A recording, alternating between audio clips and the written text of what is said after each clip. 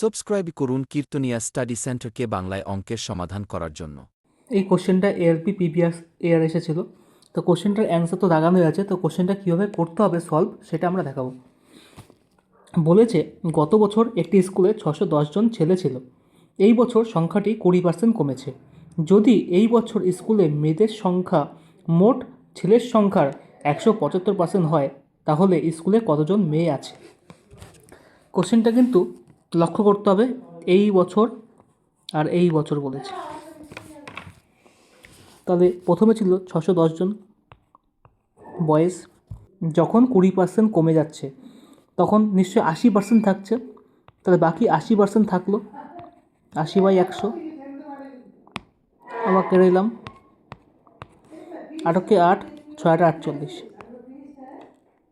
তাহলে বর্তমান বয়েজের সংখ্যা হচ্ছে এই বছর 488। বর্তমান বছর বা এই বছরে মেয়েদের সংখ্যা কত? এই বছরে ছেলের সংখ্যা 175। তাহলে এই বছর ছেলের সংখ্যা 488 ইন্টু 175/100,